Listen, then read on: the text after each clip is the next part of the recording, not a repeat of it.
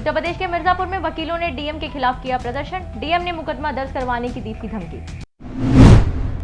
राजस्थान के बीकानेर में मंगल टीका जागरूकता अभियान 20 मार्च तक चलेगा अभियान। राजस्थान के बीकानेर में शहर में बढ़ रही है आवारा पशुओं की समस्या, कांग्रेस पार्षद ने किया विरोध। नमस्कार, मैं हूं शाहीन और अब खबरें विस्तार से। उत्तर प्रदेश के मिर्जापुर में वकीलों ने डीएम के खिलाफ प्रदर्शन किया। डीएम ऑफिस के बाहर वकीलों ने डीएम के खिलाफ जमकर नारेबाजी की। दरअसल सुबह मिलने आए वकील के साथ ही बदसलूकी का वकीलों ने आरोप लगाया। वकील उमाशंकर पांडे ने डीएम पर आरोप लगाते हुए कहा है कि डीएम कार्यालय में जमीन से जुड़े एक मामले में फरियाद करने गए तो डीएम ने मुकदमा दर्ज करवाने की धमकी दी। वहीं वकील साथी को डीएम द्वारा मुकदमे की धमकी की सूचना मिलते ही आक्रोशित होकर वकीलों ने कलेक्ट्रेट परिसर का चक्रमण कर डीएम के खिलाफ नारेबाजी की और कलेक्ट्रेट गेट के अंदर न घुसने की धमकी भी दी। जोधपुर की फलोदी जिला कलेक्टर कार्यालय में एसीबी ग्रामीण जोधपुर यूनिट द्वारा स्थानीय जनप्रतिनिधियों और शहर के प्रबुद्ध जनों के साथ एक बैठक आयोजित की गई, जिसमें एसीबी टीम के जोधपुर ग्रामीण डीआईजी डॉक्टर विष्णुकांत द्वारा भ्रष्टाचार को लेकर जन जागरूक कार्यक्रम किया गया। उन्होंने इस दौरान एसीबी स्पेशल यूनिट जोधपुर के एएसपी दुर्ग सिंह राजपुरोहित ने एसीबी के टोल फ्री नंबर बताते हुए अपने संबोधन में कहा कि बिना डर के आप रिश्वत मांगने वालों की सूचना हमें दें।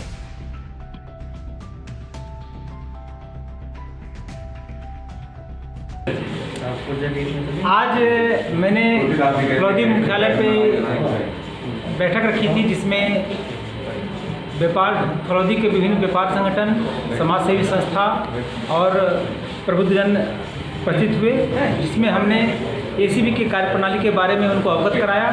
साथ ही हमारे जो toll free number, helpline number 1064 तथा व्हाट्सएप नंबर 9891350283 के बारे में बताया गया तथा जो भी भ्रष्ट अधिकारी किसी वैध काम के लिए भी आमजन से रिश्वत की डिमांड करते हैं, उनके खिलाफ कार्रवाई के लिए आगे आने के लिए प्रेरित किया, ताकि आमजन के काम सुगमता से अच्छे से हो सके। राजस्थान के बीकानेर में कोविड-19 वैक्सीनेशन के प्रति आमजन में जागरूकता के उद्देश्य से जिले में मंगल टीका जागरूकता अभियान चलाया गया। वहीं जिलाधिकारी नमित मेहता ने जागरूकता रथों को हरी झंडी दिखाकर अभियान की शुरुआत की। जिलाधिकारी ने इस अवसर पर कहा है कि कोविड-19 की गंभीर बीमारी से पूरे विश्व में करीब 1 साल के संघर्ष के बाद वैज्ञानिकों की मेहनत से वैक्सीन बनाने में सफलता हासिल हुई है। वैक्सीन के प्रति आमजन में कोई भ्रांति न रहे और लोग आगे आकर वैक्सीन लगाने के लिए खुद को तैयार करें।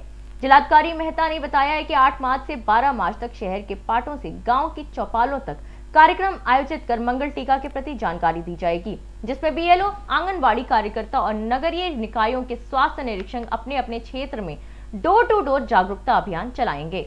तो विदित है कि कोरोना का टीका अभी चल रहा है और सभी 60 वर्ष से ऊपर के जो हमारे समाज की व्यक्ति है वो निःशुल्क सरकारी फैसिलिटी पर जाके अपना टीकाकरण करवा सकते हैं।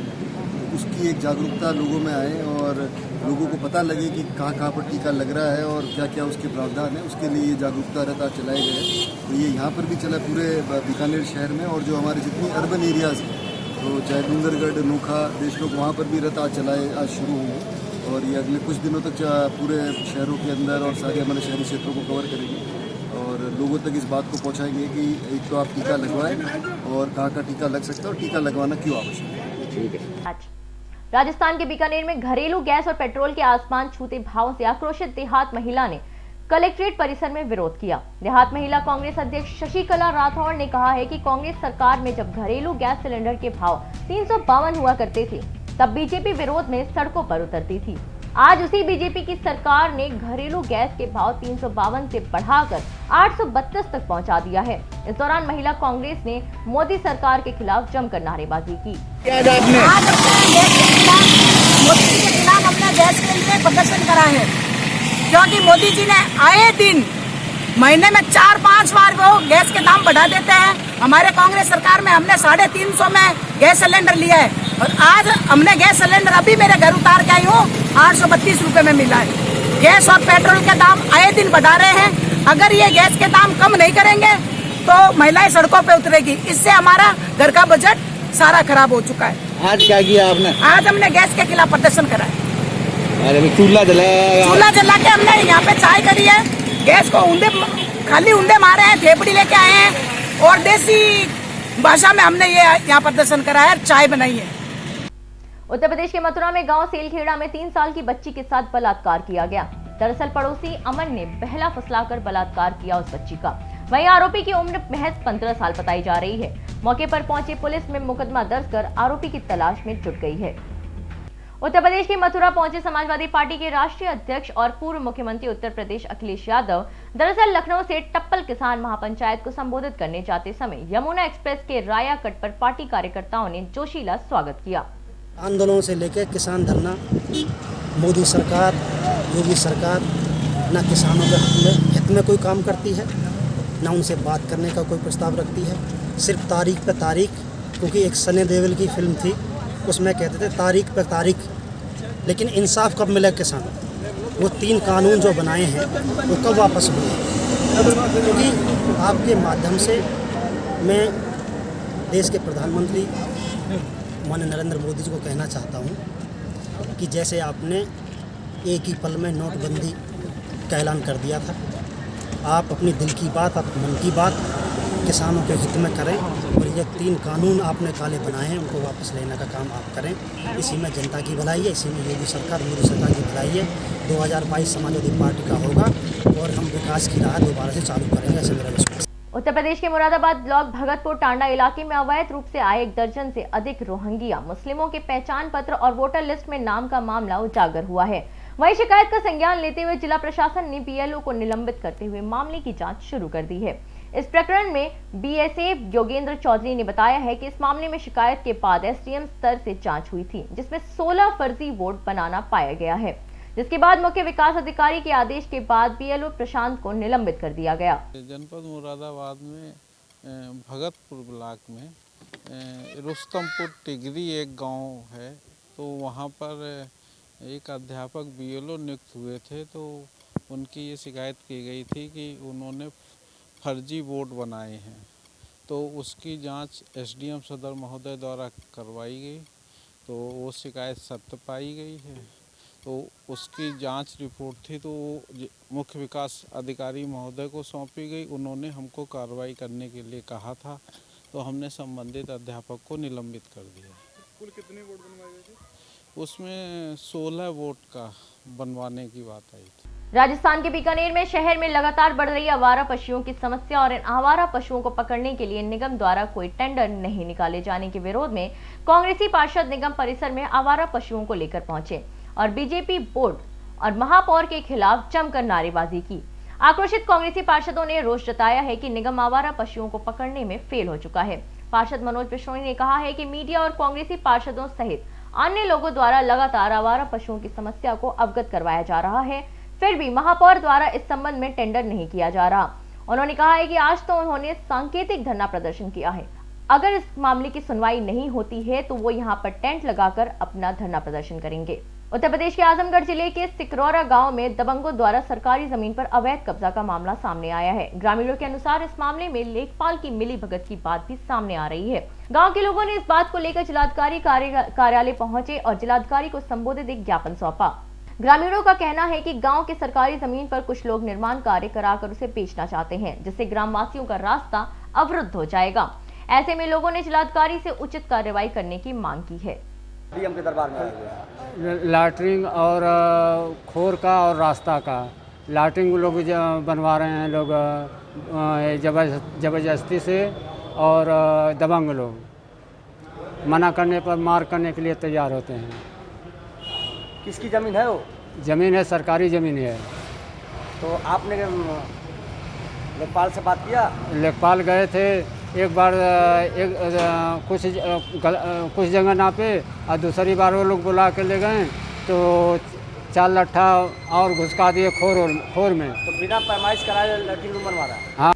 उत्तर प्रदेश के बहराइच में कोरोना से बचाव को लेकर किए जाने वाले टीकाकरण के दौरान डीएम और एसपी ने सेकेंड डोज का टीका लगवाया। मेडिकल कॉलेज के अंदर बने टीकाकरण बूथ में जनपद के दोनों अधिकारियों ने टीका लगवाया। पहले टीकाकरण के 28 दिनों के बाद दूसरा टीकाकरण करवाने पर डीएम शंभू कुमार ने बताया है कि इस टीकाकरण को लेकर जो भी भ्रामक बातें फैलाने की कोशिश की जा रही है वह मिथ्या है। कोरोना के लिए लगाया जाने वाला यह टीका बेहद सुरक्षित है। लोगों को किसी प्रकार की भ्रांतियों में नहीं आना चाहिए और आगे बढ़कर इस टीके को लगवाना चाहिए।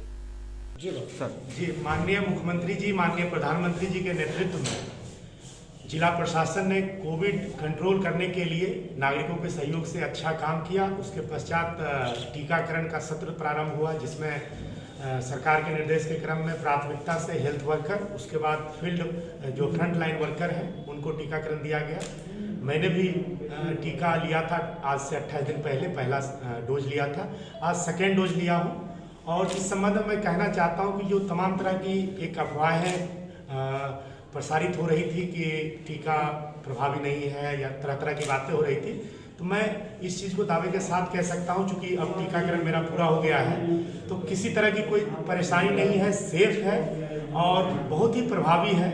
और हर नागरिक से मैं अपील करूंगा कि सरकार के जो भी निर्देश हैं उस क्रम में जो भी पात्र व्यक्ति है वो सत्रों पे आकर आराम से टीकाकरण करावें। इसमें किसी तरह के किसी अफवाह में पड़ने की आवश्यकता नहीं है। और साथ ही साथ जैसा कि सरकार ने अभी भी अपील किया है कि टीकाकरण के बाद भी जो कोविड के सावधानियां हैं उसको जरूर बनाए रखें। सोशल डिस्टेंसिंग का पालन किया जाए, मास्क लगाए जाएं, सैनिटाइजर का प्रयोग लगातार बना रहे ताकि किसी भी तरीके से हम कोरोना की चपेट में ना आवे और ये जो कोरोना की लड़ाई है उसमें पूरी तरीके से हम जीत हासिल कर सके, ऐसा चीज़ है। अब जो है टीकाकरण में सरकार ने एक अगला कदम उठाया है कि जो 60 साल से ज़्यादा उम्र के लोग हैं उनके लिए भी टीकाकरण का सत्र प्रारंभ हो गया है, निःशुल्क टीका लगाया जा रहा है। और जो 45 से ऊपर के लोग हैं जिनमें कोई कोमॉर्बिडिटी है जैसे डायबिटीज आदि की बीमारियां हैं उनके लिए भी टीकाकरण का सत्र ओपन किया गया है। और मैंने टीकाकरण सत्रों का निरीक्षण भी किया, वहाँ पे बड़ी संख्या में लोग आकर अपना टीकाकरण कर रहे हैं, किसी को किसी तरह की कोई परेशानी नहीं हो रही।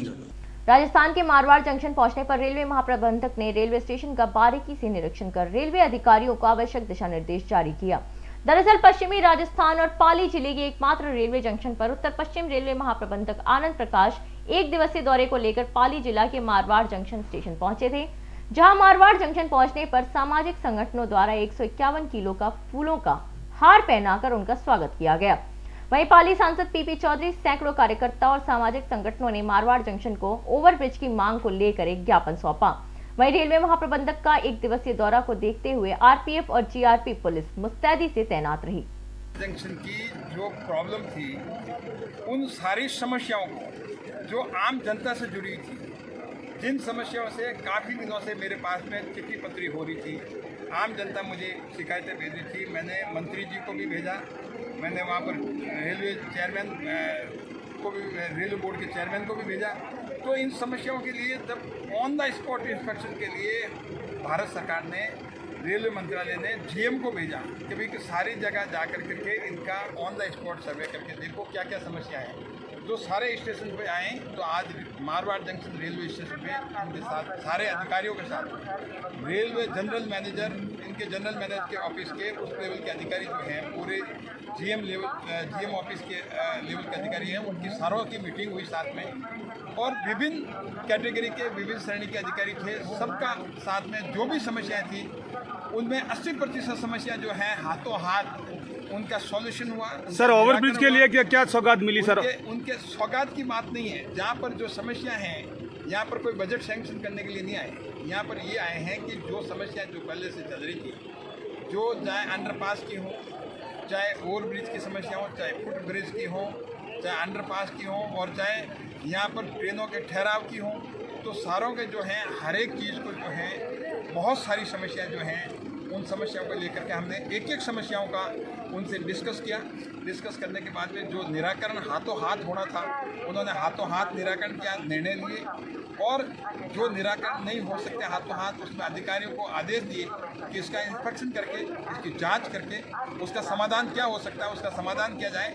समाधान जनहित में होना चाहिए, समाधान ऐसा होना चाहिए जो आम जनता को उसका फ़ायदा हो, क्योंकि सिर्फ रेलवे यही नहीं देखें कि उसको ट्रेनें ही चलानी इस रूट पे, ये भी देखा जाना चाहिए कि वो आसपास में उस ट्रैक के साइड पे जो लोग आम जनता रहती है उनको भी जो है सुविधा होनी चाहिए, उसको फ़ायदा होना चाहिए। ऐसा नहीं कि उनके लिए ये ट्रैक जो है असुविधा बन जाए। तो बहुत ही सकारात्मक, बहुत ही अच्छी मीटिंग रही और बहुत ही अच्छे निर्णय लिए। जोधपुर फलौदी के निकट स्टेट हाईवे 61 में चल रहे अवैध खनन की शिकायत मिली, जिसके बाद खनिज विभाग द्वारा कार्रवाई करते हुए बजरी, गिट्टी और पत्थरों से भरे अलग अलग 3 डंपर जब्त किए गए।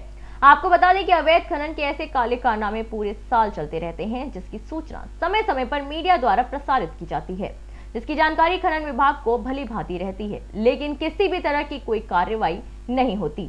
लिहाजा मार्च एंडिंग होने से अपने टारगेट को पूरा करने के उद्देश्य से ऐसी कार्रवाइयां देखने को मिल रही हैं।